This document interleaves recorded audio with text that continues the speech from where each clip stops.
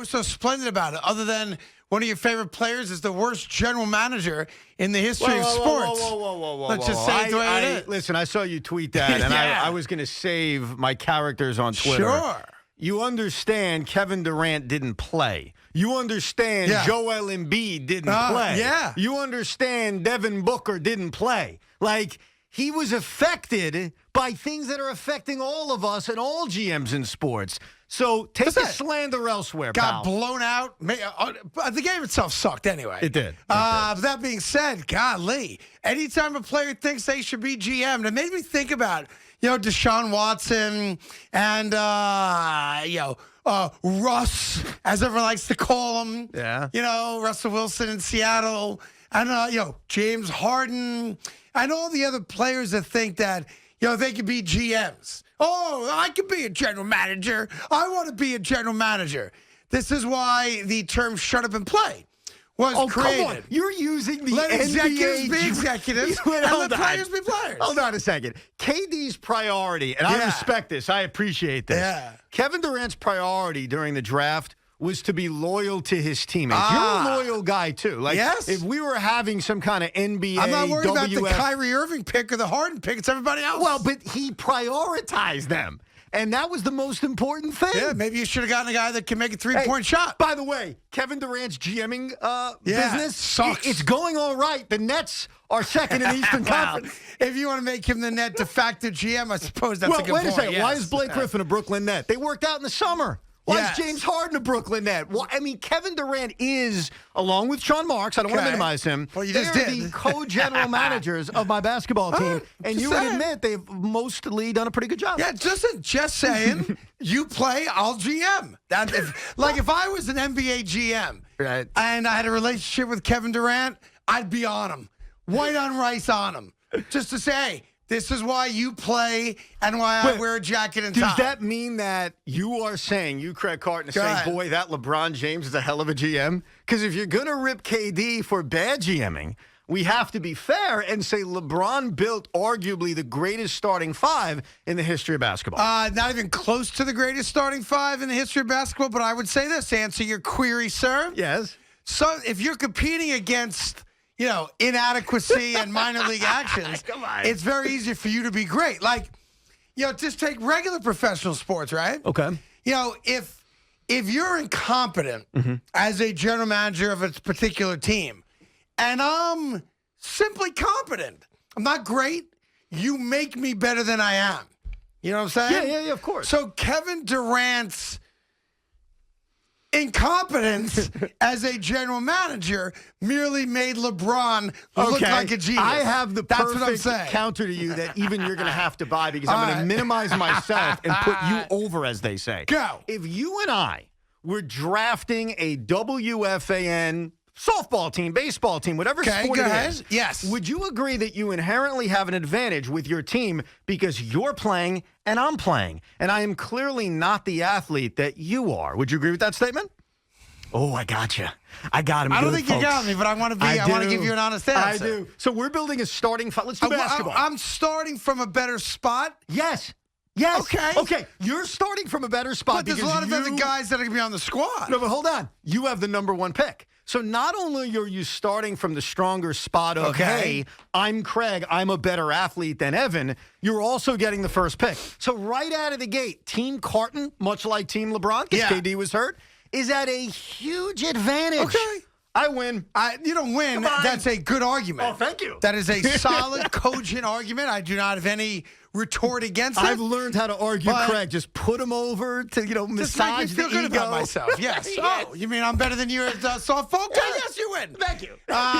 Listen, I like all-star games. I like the three-point shootout. The skills thing was stupid. It always is. The dunk contest, I thought was actually pretty good. Really? As far as the dunks themselves. Yeah. I thought Simon, of course, you try to kiss the rim. I thought Obi had a couple brilliant dunks. But I also go into knowing it is what it is. It wasn't great.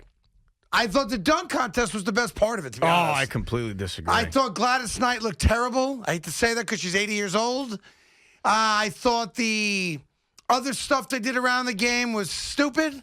And, I'm glad that, it's over now. wait a couple days and let's get the second half of this thing started because we both have goals. Yes. You have a goal of a championship. Yes. And hopefully getting you guys back together for the final 30-some-odd games. Thank you. I have a goal of a legitimate playoff spot. That's correct. And onward and upward we go. No, I agree. The only thing entertaining about the All-Star Game weekend was the three-point contest. And to me, it always is. I apologize. Yeah, that was great. I thought that was great. That's my bet on that. Especially because you had the star power and you had Steph almost doing it on purpose, playing rope-a-dope, saying, you know what, let me make this thing exciting and have it come down to the final rack and hit a final shot. And obviously, we all know, and I think we accept this, the only reason Steph won is that Joe Harris allowed him. But that's okay. You know, Joe wanted to If that makes help you happy, out. why not? I mean, come on. Sure. If that makes you happy, you know good. how good he is, and I know you respect That's that. why, you're a lousy GM, too. Stop You would have picked Joe Harris over Steph Curry for the three-point shootout? Sounded like you said that. What, in a three-point shootout? I mean, Yeah. Joe Harris is shooting 52% from free In throw. a three-point shootout, who you taking?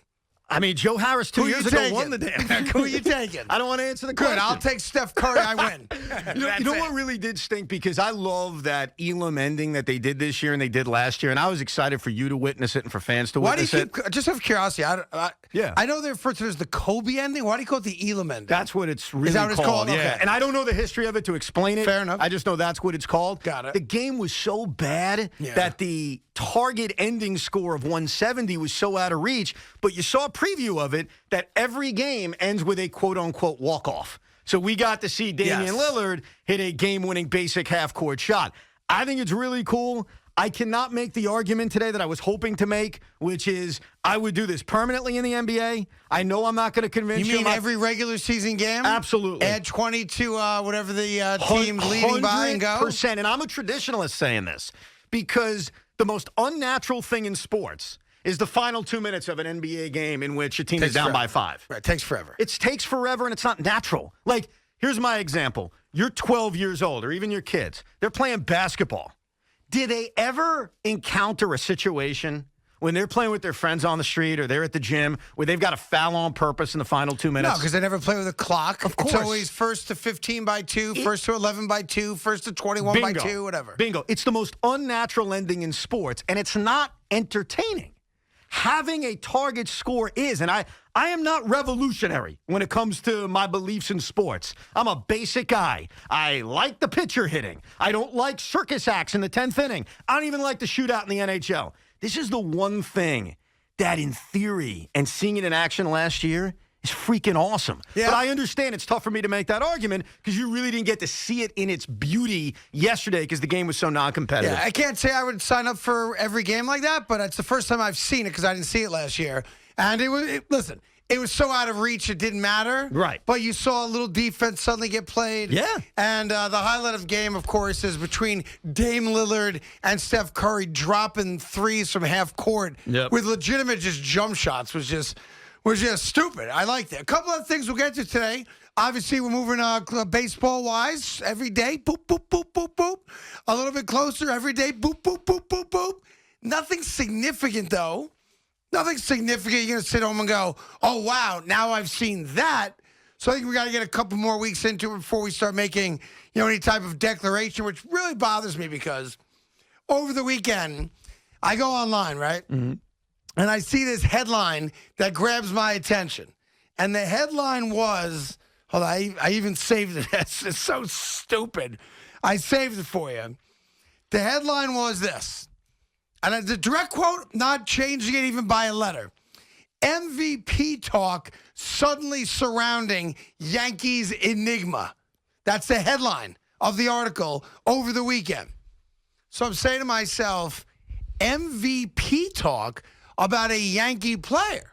So maybe they're talking about Aaron Judge, right? Makes sense. First guy that comes to mind. Sure. Obviously, I don't want to get into the argument, but pitchers shouldn't win Cy Young. They should win Cy Youngs, not MVPs. Oh, that's not so true. It's not Garrett Cole to me. Okay. And I go, well, who the hell are they clearly talking about? You mean Giancarlo because he's won an MVP, right? Maybe Giancarlo Stanton, who's not been a great Yankee by a long shot. Now, it's taken off 10 days, Evan, for the New York media to go from why did you re-sign Gary Sanchez to Gary Sanchez is now an MVP candidate. Well, wait a second.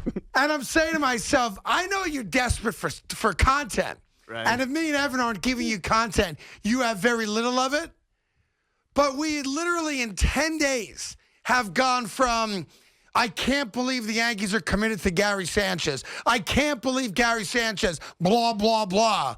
And now the article is, wow, Gary looks pretty good in 3 spring training games. He's now an MVP candidate. Like, what are you doing? Yeah. There is nothing, and I love baseball. Like, I sat there yesterday and I watched the Mets and the Yankees, and I was entertained. I was like, hey, great, this is baseball. I feel good. I learned nothing from either game. I didn't feel like, okay, this gives me a hint of 2021 in any way. It was more, I got to watch baseball. Let me make this absolutely clear. There is nothing that any player on the New York Mets or New York Yankees who are assured a starting spot can do to change my view and probably your view on what they're going to do in 2021. And I'll use Gary as an example. We know Gary Sanchez had a brutal year last year. We all get it. Gary Sanchez could hit 180 in spring training. To me, that's not going to scare me off about what he's going to do in 2021. Just like if he goes 450 with 8 home runs in spring training, pulls a Butch Husky from years ago, that's not going to do anything. Spring training is about this, getting through it in one piece.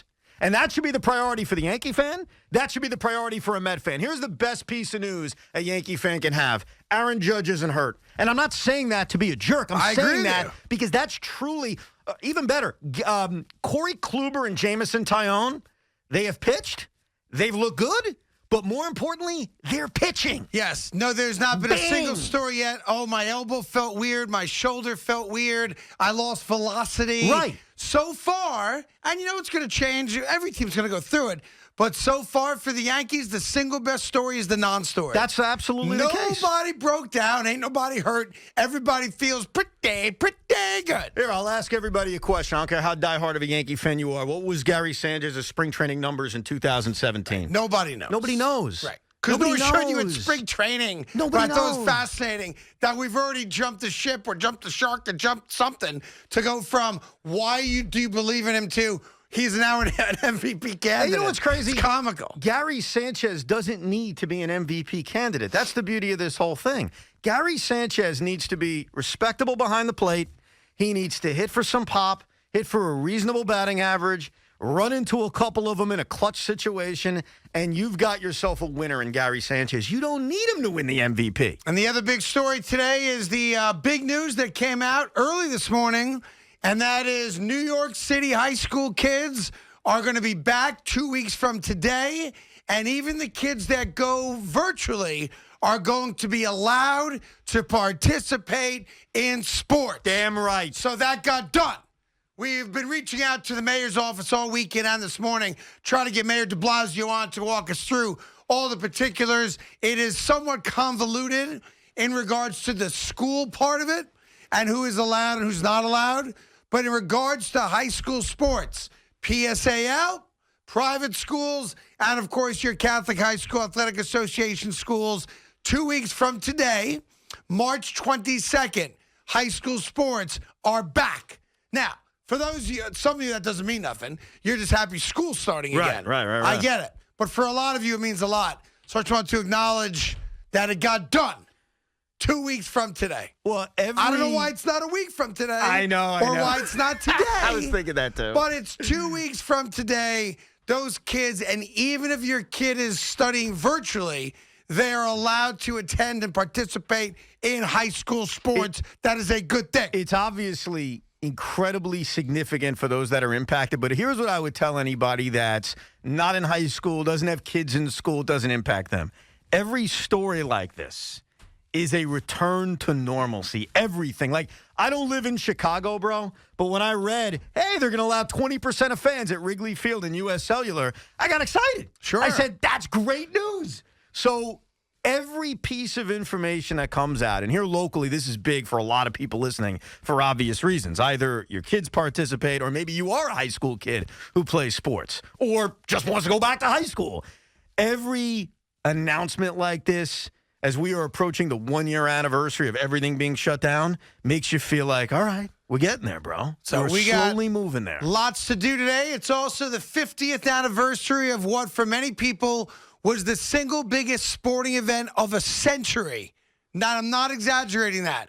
So we'll go into that a little bit later on this afternoon as well. We got lots cooking. You know the phone number.